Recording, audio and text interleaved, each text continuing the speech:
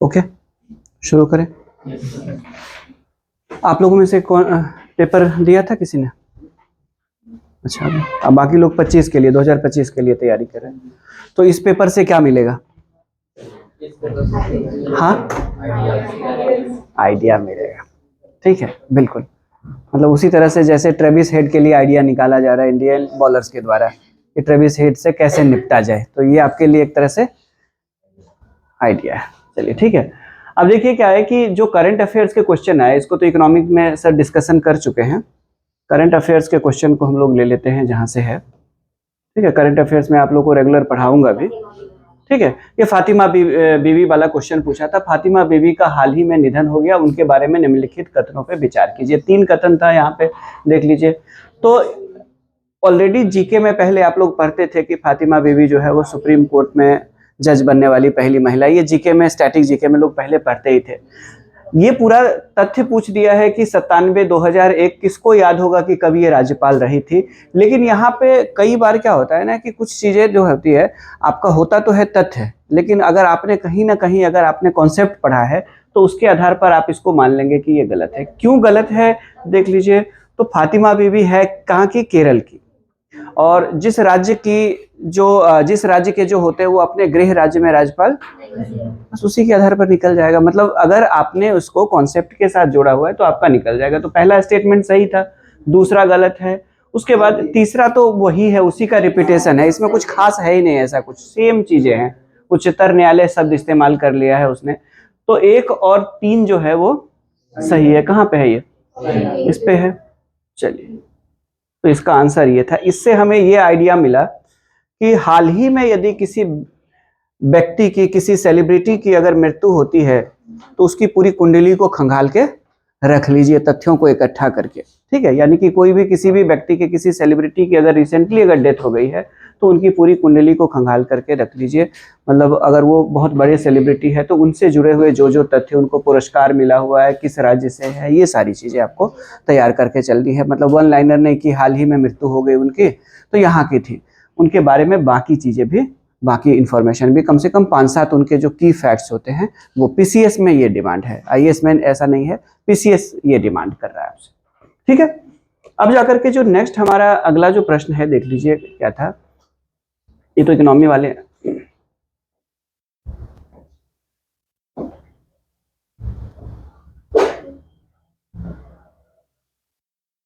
अच्छा, ये था कोहिमा शांति स्मारक और इको पार्क के संदर्भ में।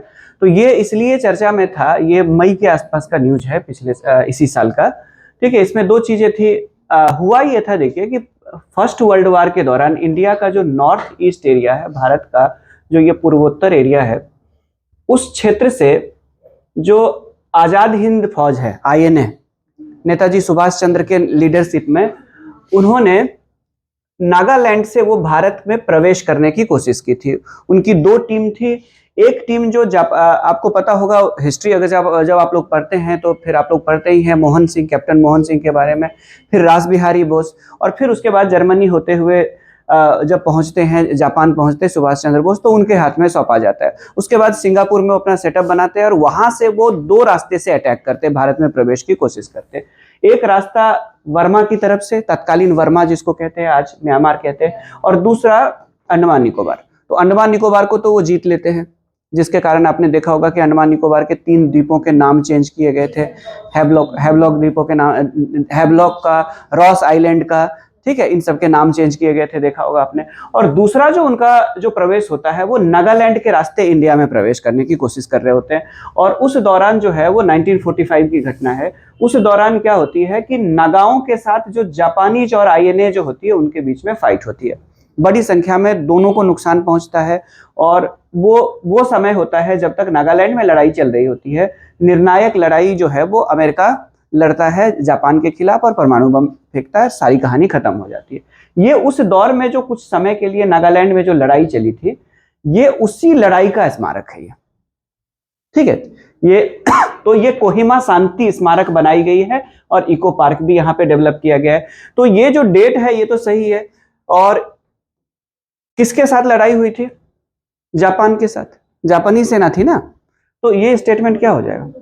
गलत। साउथ कोरिया सवाल ही।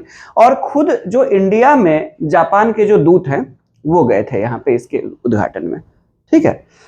यानी कि हमें बैकग्राउंड पूरा देख करके जाना पड़ेगा। अब करंट अफेयर्स 2-4 लाइन से काम नहीं चलेगा। करंट अफेयर्स का मतलब होगा कि आपको पूरा कहानी पता होना चाहिए, स्टोरी पता होगा तभी आप कर पाएंगे, ठीक है। तथ्य नहीं भी याद है कई बार तब भी हो जाएगा, लेकिन अगर आपको स्टोरी पता है तो। उसके बाद जाकर के यहाँ पे पूछा गया है कि प्रतिभाशाली प्रारंभिक पेशेवर के लिए गतिशील व्यवस्था, ये भी 2024 का ही न्यूज है, मेट्स के बारे में पूछा है। तो ये दोनों के द्विपक्षीय ढांचा है और ये भी सही है, ठीक है। यानी भारतीय जो युवा है वहां पे जाएंगे, पढ़ाई भी करेंगे, जॉब भी कर सकते हैं और उससे रिलेटेड है ये, तो इसका तो दोनों ऑप्शन सही है, तो ये आपका सी है, ठीक है। यानी कोई भी समझौता होता है तो समझौता की शर्तों को हमें याद रखना पड़ेगा, यही डिमांड कर रहा है यूपी। अब परमाणु सुरक्षा पर अंतर्राष्ट्रीय सम्मेलन, इसके बारे में पूछ रहा है। तो ये थोड़ा सा ना ऐसे नहीं करना चाहिए था छात्रों के साथ। दरअसल ये जो है 25 मई को नहीं हुआ था, बल्कि ये सम्मेलन जो हुआ था ये 20 से 24 मई के दौरान हुआ था। तो इतना डेट को कोई याद नहीं करता है, ठीक है। मतलब इतना डेट याद नहीं करता है, लेकिन आपको अब करना पड़ेगा। 25 वालों को तैयार रहना पड़ेगा, 24 वाले नहीं थे तैयार इसके लिए, ठीक है। और उसके बाद जाकर के क्या है, भारत ने हाल ही में परमाणु सुरक्षा को मजबूत करने के लिए, हाँ बिल्कुल ये सही है, ठीक है। तो दूसरा सही है, तो दूसरा है यहाँ पे आपका ये। चलिए अगला, हाँ, पीरुल लाओ पैसे पाओ। पुष्कर सिंह धामी जो मुख्यमंत्री है उत्तराखंड में और हिमाचल प्रदेश में और उसके बाद ऑस्ट्रेलिया और अमेरिका और यूरोप, इन क्षेत्रों में वनाग्नि बहुत बड़ी समस्या है, यानी जंगल में लगने वाली आग। और जंगल में लगने वाली आग यूपी के है, आप लोग को पता ही होगा। ढाक को यूपी में कहते हैं जंगल की आग। ढाक जानते हैं, एक विशेष प्रकार का घास होता है। एक्चुअली क्या होता है कि पेड़ों के बीच में एक प्रॉपर दूरी होती है और उन जंगलों में आग नहीं लग सकती अगर पेड़ों के बीच में एक दूरी होती है, जिसकी वजह से आग नहीं लग सकती है। लेकिन जो छोटे छोटे जो खरपतवार जो सूखे होते हैं ना, वो आग को पूरे जंगल में फैलाने का काम करते हैं, ठीक है। वो कैरी करते हैं उसको, आग को। तो ये जो पिरूल जो है वहां पे चीड़ की लकड़ी पाई जाती है। चीड़ के जो पेड़ होते हैं जो कोनिफेरस वाले होते हैं, जिसको कोनधारी वन कहते हैं। तो ये पत्ते जब गिरते हैं ना, तो ये पत्ता वहां पे डिकम्पोज जल्दी नहीं होता है, क्योंकि सर्दियों का मौसम होता है तो वहां पे तेजी से ना इनका विघटन नहीं होता है। तो ये सूखे सूखे पत्ते पड़े रहते हैं और कहीं से भी गलती से किसी चरवाहे के द्वारा कुछ फेंक दिया गया या कहीं पे भी आग लग गई, तो ये सूखे पत्ते जो है ये पूरे जंगल में आग को फैला देते हैं और इस तरह से पूरे पर्यावरण को भी नुकसान पहुंचता है, पेड़ भी। तो ये जो पिरूल है, स्थानीय भाषा में वहां पे उत्तराखंड के लोगों के द्वारा उसी चीड़ के पत्ते को कहा जाता है। सरकार ने योजना पुष्कर सिंह धामी ने शुरू किया और ये योजना की पिरूल ले आओ और उसके बाद पैसे पाओ। और सरकार क्या करेगी इसका, ये सूखे पत्ते आप जो पेड़ों के बीच में बहुत इकट्ठा हो गए उसको आप ले जाइए, ठीक है। उसके बदले में आपको कुछ पैसे मिल जाएंगे। अब उसका क्या करेंगे, तो उसका खाद बन सकता है और उसके और भी बहुत सारे बाई प्रोडक्ट्स जो है वो बनाए जा सकते हैं, जिससे क्या होगा, जंगल की आग रुकेगी। तो ये स्टेटमेंट सही है। पुष्कर सिंह धामी ने रुद्रप्रयाग से इसकी शुरुआत की है, तो दोनों स्टेटमेंट सही है, तो इसका सी होगा, ठीक है। यानी कि तह में जाकर के चीजें पूछ रहे हैं। ये तो ज्योग्राफी का है, ये सब सर कर चुके हैं डिस्कशन, ये सब यूट्यूब पे हो चुका है। मेरी ही बारी आई रात में तो बहुत लेट हो चुका था, ठीक है। मतलब मैं वहीं पे था मोर्चे पे, लेकिन मेरी बैटिंग नहीं आई, ठीक है। डटे रहे हमारे ओपनर सर ही लंबा खेल दिए, उसके बाद फिर मिडिल ऑर्डर, तो मेरा नंबर नहीं आया। चलिए अब उसके बाद जाकर के यहाँ पे ये सीधे सीधे ही अमेजन पे ये सारे के सारे किताब अवेलेबल है, ठीक है। ये सारे के सारे किताब है। मतलब एक सेक्शन होता है, मैं थोड़ा बताते भी चलूंगा कि सोर्सेस क्या होती है। किसी भी मंथ में जब आप कोई पत्रिका पढ़ते हैं, न्यूज़पेपर भी पढ़ते होंगे, कोई ना कोई मैगजीन भी पढ़ते होंगे, तो उसका जो मिसलेनियस वाला सेक्शन होता है ना, विविध, तो उसमें पुस्तक और लेखक की चर्चा होती है। कई सारी किताब चर्चा में आती है। उस महीने अगर जो जो पुस्तकें प्रकाशित हुई है तो उनके बुक्स एंड ऑथर वाला सेक्शन होता है। उसमें ये जो लेटेस्ट किताब जो हाल में पब्लिश होती है उनकी चर्चा होती है। तो ये तो ऐसे तथ्यात्मक ही होता है। हबीब एवं निजामी जो है, इन्होंने comprehensive history of India, Delhi सल्तनत के बारे में लिखा था। उसके बाद जाकर के लल्लन जी गोपाल ने ये लिखा था, ठीक है। उसके बाद जाकर के KS जो ये है, ये हाँ ठीक है, दशरथ शर्मा के द्वारा लिखा गया है। ये सब के सब जो है किताब है जो टाइम टू टाइम पब्लिश हुई है हाल ही में, ठीक है, कुछ पुराने भी है एक दो उसमें, और ये सब अमेजन पे भी ये किताब अवेलेबल है। ठीक है, तो ये बुक्स एंड ऑथर वाला जो होता है ये, तो इसमें देख लीजिए कौन सा ऑप्शन आता है, बी। चलिए, तो बी होगा। उसके बाद जाकर के मैगजीन कौन सा पढ़ते हैं आप लोग, पत्रिका? Chronicle, very good. ठीक है, तो क्रॉनिकल प्री और साथ में मेंस को भी करते जाइएगा, ताकि ना तब जाकर के स्टेटमेंट वाले क्वेश्चन बने। अंडमान तथा निकोबार द्वीप समूह में इसने पूछा है कि किस कारण से प्रलयकारी विरंजन, प्रवाल विरंजन, जिसको कोरल ब्लीचिंग कहते हैं, कोरल ब्लीचिंग कहा जाता है। ठीक है, प्रवाल विरंजन को कोरल ब्लीचिंग कहा जाता है, और सामूहिक मृत्यु हुई थी।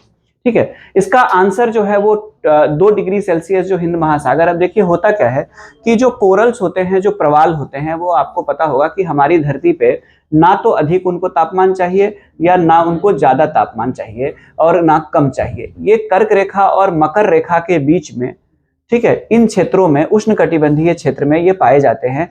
लेकिन यदि तापमान निश्चित से अधिक हुआ तो बड़ी मात्रा में इनकी मृत्यु हो सकती है। यदि समुद्र में पॉल्यूशन बहुत ज्यादा हुआ तो इनका जो ये होता है, इनका जो इकोसिस्टम होता है उस पर इनका प्रभाव पड़ता है, और उससे भी कोरल खत्म होने लगती है। लेकिन जो हिंद महासागर में कहाँ कहाँ पे प्रवाल है आपको पता होगा। तो हिंद महासागर अगर आप देखेंगे तो भारत का लक्षद्वीप पूरा का पूरा कोरल आइलैंड है। समुद्र का जो वो होता है उसको कहते हैं, जो समुद्र का जो कटक वाला जो पार्ट होता है उसको कटक कहते हैं। ठीक है, सी रीज कहते हैं उसको, या ओशेनिक रीज कहा जाता है। तो जो समुद्री कटक होता है, समुद्री कटक एक तरह से समुद्र के अंदर का पठार होता है। ठीक है, यानी हमारे धरती पे जितने प्रकार के उच्चावच पाए जाएंगे उतने ही प्रकार के उच्चावच पानी के अंदर भी होंगे। ठीक है, महाद्वीपीय मग्न तट, महाद्वीपीय ढाल, ये महाद्वीप शब्द है लेकिन वो पानी से भरा हुआ है, इसीलिए वो महासागर का पार्ट है। तो महाद्वीपीय मग्न तट, महाद्वीपीय ढाल, और जब उसके बाद जाकर के ढाल खत्म होती है तो उसके बाद महाद्वीपीय उभार आती है। ठीक है, और उसी के आसपास हमें पेट्रोलियम वगैरह सब भी मिलता है। उसके बाद जाकर के फिर तेजी से वहां पे वो प्लेट का किनारा होता है, तो और तेजी से वहां पे ट्रेंच या खाई बनती है, और वहीं पे प्लेट का मार्जिन एरिया होता है, प्लेट की बाउंड्री होती है। राइट, उसके बाद जो हमें मिलता है, उसके बाद गहन सागरीय मैदान, जिसको डी सी प्लेन कहा जाता है, जिसको एबेसल मैदान भी कहते हैं। और उसी एबेसल मैदान में 3-4 तरह की आकृति पाई जा सकती है, जैसे कि सागरीय पर्वत, अगर वो बाहर निकला है तो वही क्या है, द्वीप है। जैसे हमारा अंडमान निकोबार क्या है, ओशेनिक माउंटेन है। कौन सा, किसका विस्तार है, अराकानियोमा का। राइट, तो होता क्या है कि ऐसे ही अगर कोई पर्वत पानी के अंदर पठार की तरह जमा हुआ है तो एक प्रॉपर गहराई पे यहाँ पे ये छोटे छोटे समुद्री जीव पाए जाते हैं, जो वनस्पतियों के साथ सहजीवी अवस्था में रहती है। और यही इकोसिस्टम सबसे बड़ा इकोसिस्टम है समुद्र का, जिसको कहते हैं कोरल।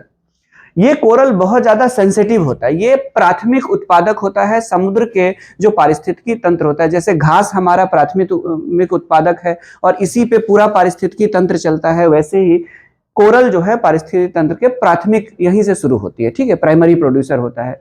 और अगर तापमान बढ़ जाए तो ये बहुत तेजी से क्या होता है, इनका जो सहजीविता होता है वो समाप्त होने लगती है बहुत तेजी से, और उसी प्रक्रिया में इनके रंग वो होने लगते हैं, इनकी मृत्यु होने लगती है, और इसी को कहा जाता है कोरल ब्लीचिंग। और ये प्रक्रिया जो है वो कब होगी, जब समुद्र का तापमान बढ़ेगा। तो तापमान क्यों बढ़ रहा है आपको पता ही है, ग्लोबल वार्मिंग की वजह से तापमान बढ़ रहा है, बहुत तेजी से तापमान बढ़ रहा है। अंटार्कटिका के बर्फ भी पिघल रहे हैं।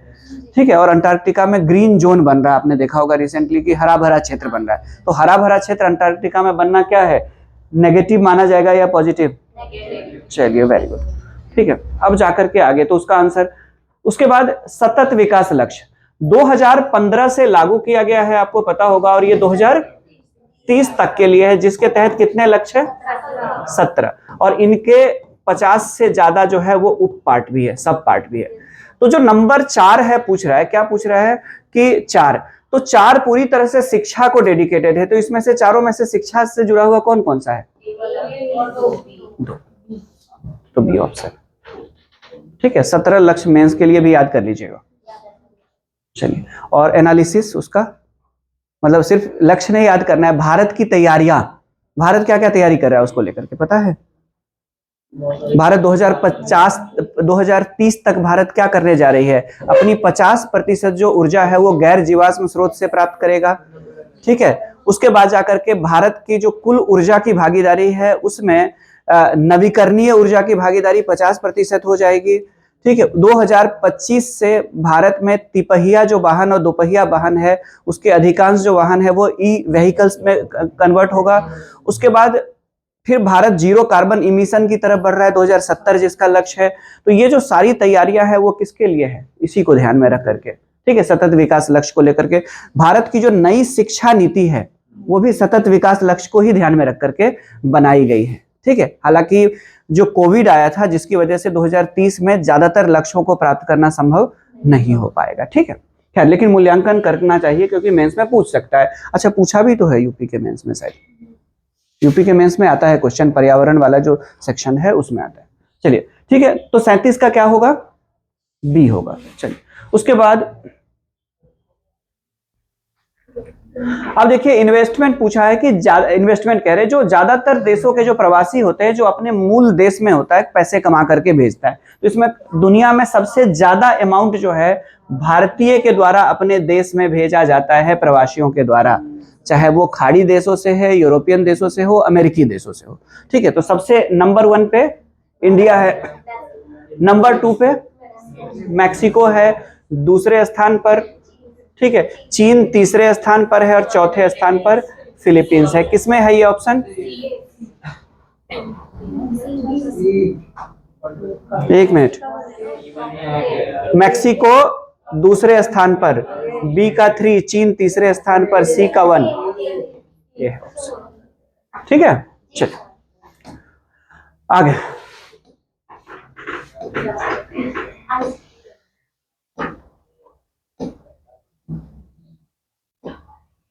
पॉलिटी के क्वेश्चन बहुत ज्यादा है।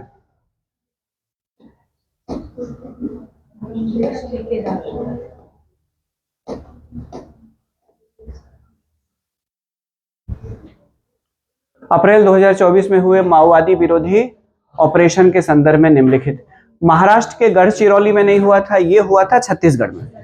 ठीक है, छत्तीसगढ़ में हुआ था। ठीक है, तो पहला स्टेटमेंट गलत है और दूसरा स्टेटमेंट सही है। ठीक है, बीएसएफ ने और डिस्ट्रिक्ट रिजर्व फोर्स ने। कौन सा तो जिला था, एक मिनट, कल मैंने नोट करके रखा था। क्वेश्चन नंबर कितना है,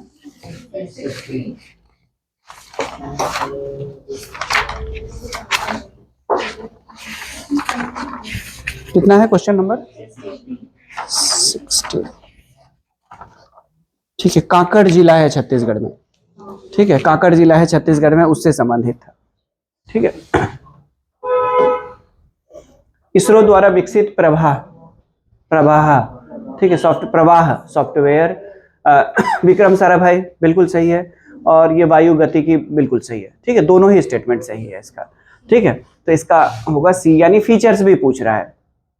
ठीक है, उसके बाद जाकर के नेक्स्ट 62, ये भी करंट अफेयर्स का है। भारत ने फिलीपींस को ब्रह्मोस सुपरसोनिक क्रूज मिसाइल, ठीक है, सुपरसोनिक मतलब ध्वनि की गति से अधिक, ठीक है, मैक से ज्यादा।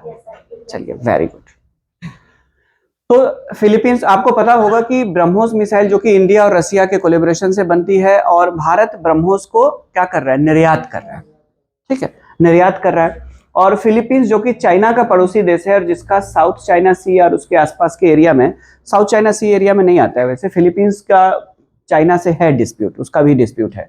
ठीक है, तो अपनी सुरक्षा के लिए भारत से खरीद रहा है, तो ये बात तो सही है, कथन सही है, स्टेटमेंट सही है। लेकिन जो रीजन है उसका कारण है, वो कारण गलत है। कारण इसलिए गलत है क्योंकि मूल स्वरूप में इसकी 290 किलोमीटर मारक रेंज है इसकी। ठीक है, सुपरसोनिक क्रूज मिसाइल है ये। ठीक है, सुपरसोनिक क्रूज मिसाइल, सुपरसोनिक का मतलब समझ में आ गया कि मैक 1 से अधिक का गति होना, यानी ध्वनि की गति से। और क्रूज का मतलब, दो प्रकार की मिसाइल होती है ना, क्रूज एंड बैलिस्टिक, तो दोनों में डिफरेंट क्या होता है, अंतर क्या होता है, हाँ क्या होता है,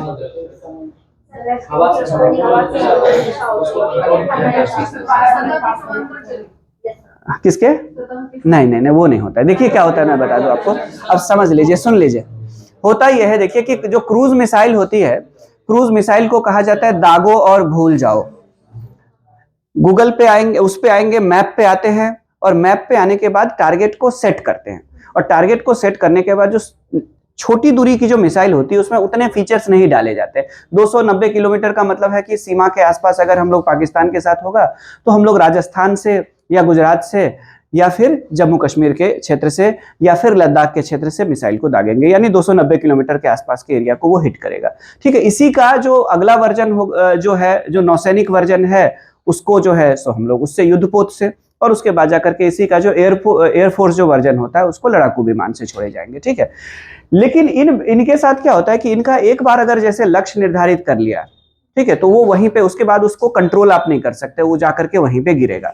और जो बैलिस्टिक मिसाइल होता है, जो बहुत हैवी होता है, बहुत ज्यादा वॉरहेड यानी बहुत ज्यादा विस्फोटक लेके अपने साथ चलता है, वो तब तक आपके नियंत्रण में होता है जब तक वो नीचे गिर नहीं जाए, तब तक आप उसके लक्ष्य को आप चेंज कर सकते हैं। ठीक है, यानी कि आपने यहां से भेजा है लाहौर के लिए, फिर बीच में मन हो गया कि नहीं कराची की तरफ उसको डाइवर्ट कर दे, तो कर सकते हैं आप, मतलब बनाए तो उन्हीं के लिए है, तो बोलने में क्या दिक्कत है। तो क्रूज मिसाइल मतलब दागो और भूल जाओ, और इसका ये जो होता है, जो बैलिस्टिक मिसाइल होता है, आप उसके लक्ष्य को अंत तक परिवर्तित कर सकते हैं। मिसाइल अपने आप में विस्फोटक नहीं होता है, मिसाइल विस्फोटक को कैरी करने वाला एक व्हीकल होता है, ठीक उसी तरह जैसे रॉकेट जो होता है वो व्हीकल होता है।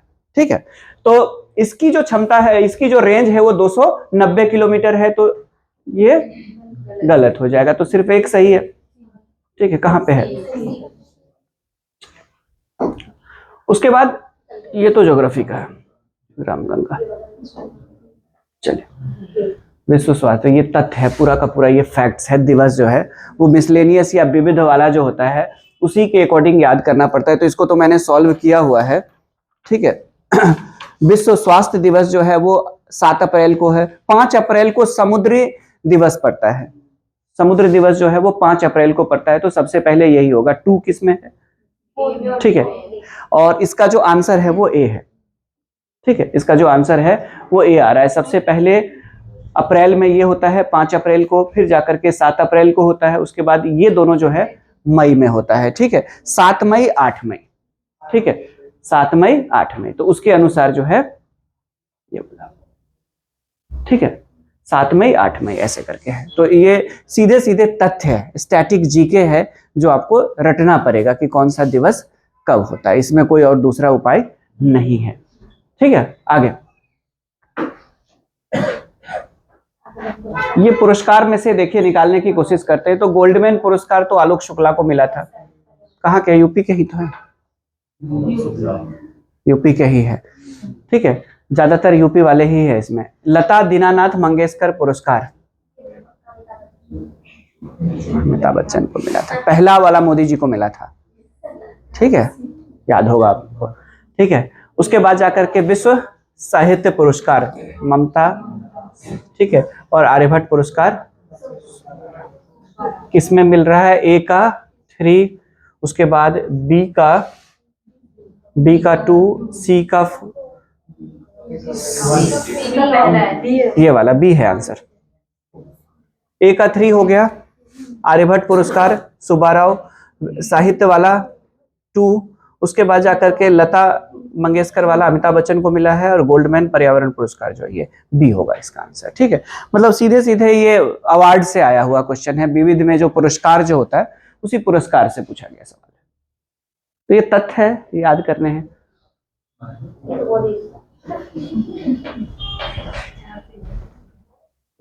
बहुत इजी होता है ना, मतलब जैसे दर्शक बाहर से बोलते ना इतना आसान बॉल था, कैसे आउट हो गया।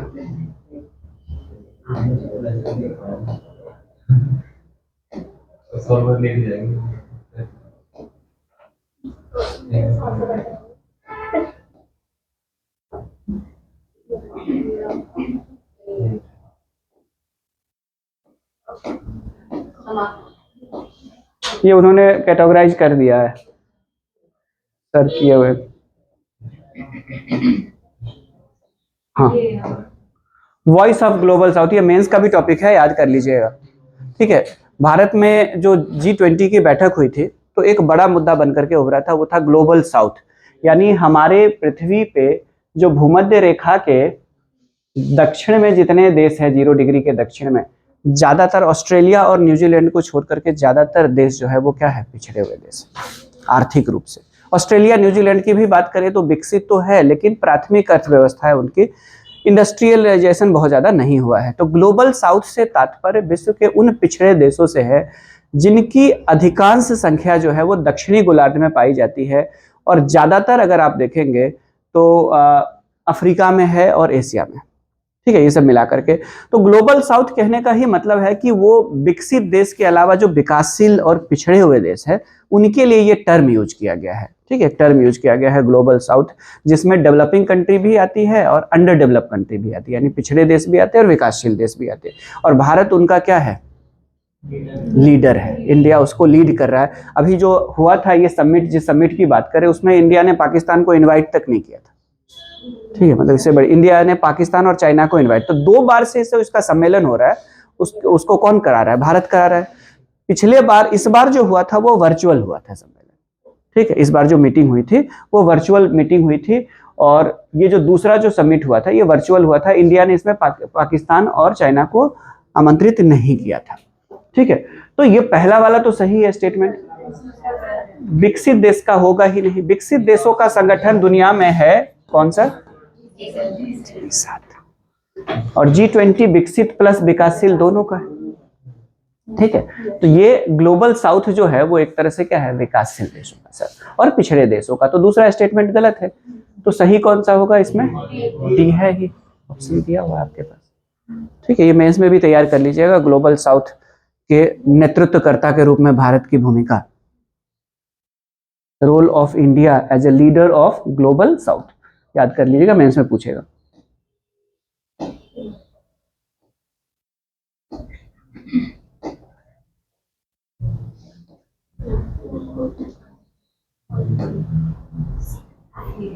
नेपाल भारत अंतर्राष्ट्रीय संस्कृत सम्मेलन, ये पूरा का तथ्य था, ठीक है। इसका आयोजन जो है वो काठमांडू में हुआ था, ठीक है, नेपाल। ये सही है, 3 दिवसीय सम्मेलन, ये तो सही है। नीति अनुसंधान प्रतिष्ठान ये नेपाल का है, इसके द्वारा किया गया था, लेकिन ये दिल्ली में नहीं हुआ था, ये कहाँ हुआ था, काठमांडू में हुआ था। तो 2 कहाँ पे है सम्मेलन, और ये सब तो आते ही है मिसलेनियस में, विविध में पूछता है ये। Lunar polar exploration mission LUPEX, ठीक है, के संदर्भ में, लूनर का मतलब चंद्रमा, पोलर मतलब चंद्रमा के ध्रुव पर, ठीक है। उसके बाद जाकर के एक्सप्लोरेशन मतलब उसकी जांच करना, यानी चंद्रमा के ध्रुव पे, ठीक है, जांच की, ध्रुव की जांच करने वाली एक मिशन है ये, और भारत और जापान का ये है संयुक्त मिशन है, ठीक है। जक्सा जैसे इंडिया का है इसरो, उसका है जक्सा, ठीक है। तो जक्सा और इसरो का ये एक समन्वित है, संयुक्त मिशन है, ये सही है। लेकिन इसने देखिए ऐसे नहीं करना चाहिए था, ये बहुत ज्यादा टफ कर दिया। इसके कुछ पार्ट देख लीजिए, इसमें 4 है, 2 ही दिया हुआ है उसने। आपको बता दूं, जक्सा, इसरो, यूरोपियन स्पेस एजेंसी, ठीक है, यानी ESA, ऐसा जिसको कहते हैं, और नासा भी है इसमें, चारों है इसमें। 2 मुख्य पार्टनर है और कुछ उपकरण ऐसा भी बना रहा है और नासा भी बना रहा है, ठीक है, ये चारों उसमें जुड़ा हुआ है। लेकिन इसमें ये जो फैक्ट दिया गया है इसको हम लोग पूरी तरह से उल्टा कर देंगे। लैंडर जो है जक्सा नहीं बना रहा है, लैंडर इंडिया बना रहा है, इसरो बना रहा है, और जो रोवर है और लॉन्चिंग व्हीकल है वो इसरो नहीं बना रहा है, जक्सा बना रहा है। उसको उल्टा कर दिया उन्होंने, ठीक है, थोड़ा सा दिमाग से खेला। अब देखिए क्या होता है, लॉन्चिंग व्हीकल का मतलब क्या होता है, तो लॉन्चिंग व्हीकल का मतलब होता है कि वो रॉकेट, जिस रॉकेट के माध्यम से हम अपने जो ये है संयंत्र वगैरह सबको है उसको अपने लक्ष्य पे पहुंचाएंगे, ठीक है, उसको कहा जाता है लॉन्चिंग व्हीकल, ठीक है। और लॉन्चिंग व्हीकल जो है वो भारत में शुरुआत हुई थी 1984-83 के आसपास शुरू हुई थी। सबसे पहले भारत ने लॉन्च किया था, कौन सा शुरुआत किया था पता होगा आपको, SLV, सैटेलाइट लॉन्चिंग व्हीकल। उसी का एडवांस रूप भारत ने बनाया था ASLV, advance satellite launching vehicle, ठीक है। उसके बाद ASLV के बाद भारत ने अपने सैटेलाइट लॉन्चिंग व्हीकल को 2 भागों में बांट दिया। दोनों के लक्ष्य अलग अलग है। PSLV जो है वो ध्रुवीय कक्षा में, यानी पोलर सैटेलाइट लॉन्चिंग व्हीकल होता है, polar orbit satellite launching vehicle. उसका काम होता है कि पृथ्वी की जो ध्रुवीय कक्षा है, यानी हमारी पृथ्वी ऐसे घूमती है, उत्तर ये है, दक्षिणी ध्रुव ये है, तो पृथ्वी की ध्रुवीय कक्षा पे वो ऐसे घूमता है, पोल टू पोल ऐसे घूमता है, इसीलिए उसको पोलर ऑर्बिट या ध्रुवीय कक्षा कहा जाता है। इसकी ऊंचाई सिर्फ 800 से 1200 किलोमीटर के आसपास होती है, हमारा जो बहिर्मंडल है, ठीक है, उसी के आसपास होता है। और ये बेसिकली नेविगेशन वाले सैटेलाइट्स होते हैं, नेविगेशन और उसके बाद मौसम वगैरह सब बताते हैं, ठीक है, 800 से 1200 किलोमीटर के आसपास। और इसको पीएसएलवी से लॉन्च किया जाता है। जो जीएसएलवी जो होता है वो जियो सिंक्रोनाइज या फिर इसको जियो स्टेशनरी ऑर्बिट कहा जाता है।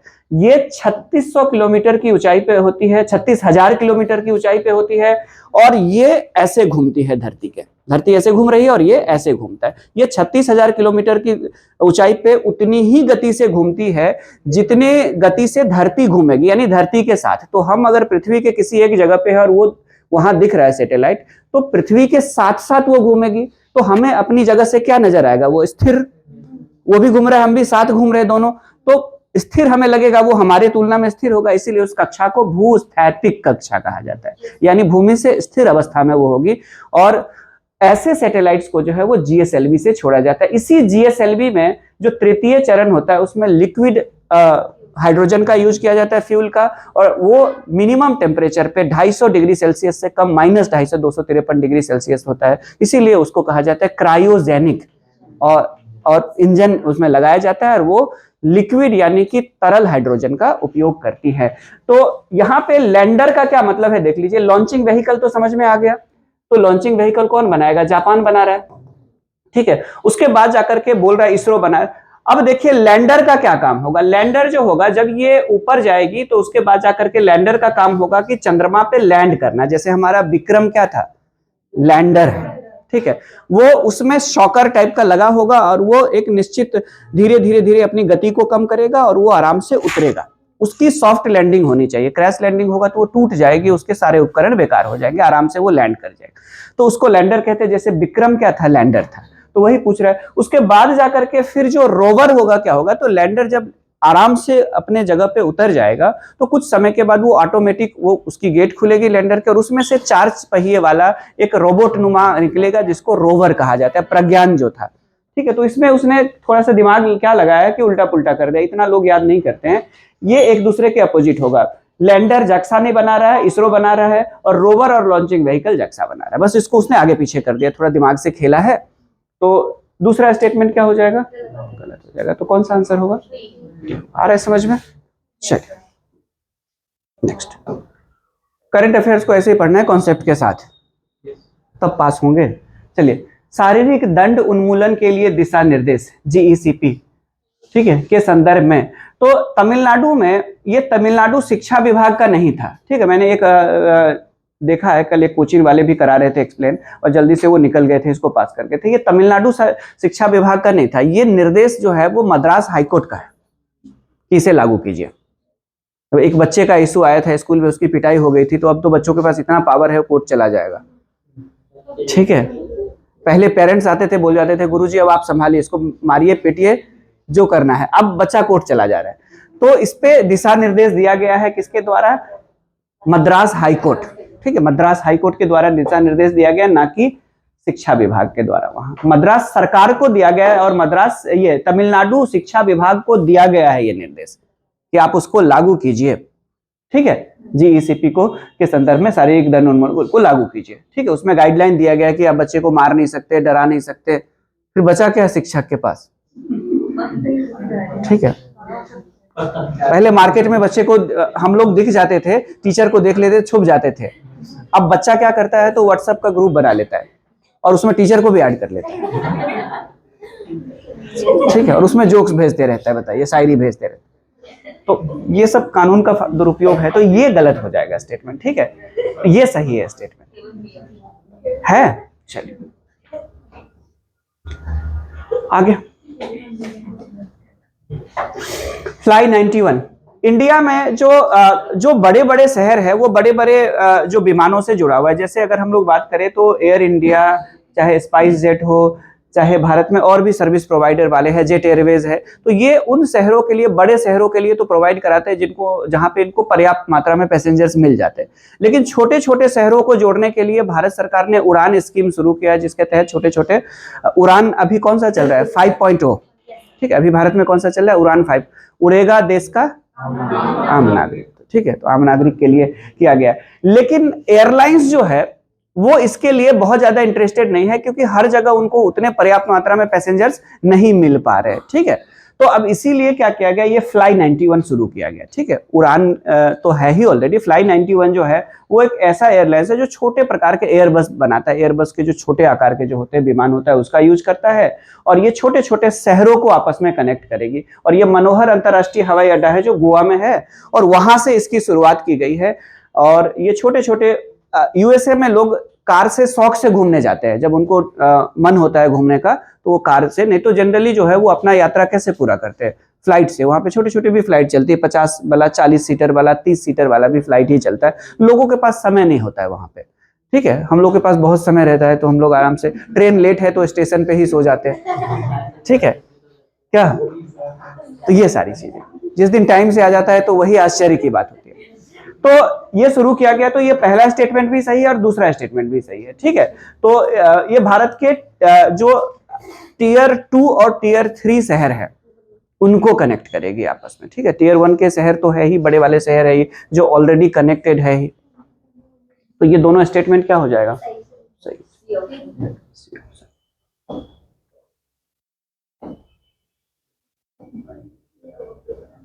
कोविड-19, ठीक है। कोविड-19 जो है वो नोवल कोरोना वायरस ही था, और वो सार्स का ही एक रूप था। बहुत आज से 2 दशक पहले सार्स आया था, तो ठीक है, तो ये उसका कोड नेम रखा गया था। सार्स का ही तो वायरस था ये, सार्स कोविड-2, ठीक है। 1 जो था वो तो पुराना सार्स वाला था, और ये 2 वाला, ठीक है। H5N1 जो है वो कौन सा था, ये भी एक वायरस था, ये भी फैला था, ये भी, हाँ हाँ हाँ, bird flu, very good. H5N1 bird flu, very good, ठीक है। चलिए, तो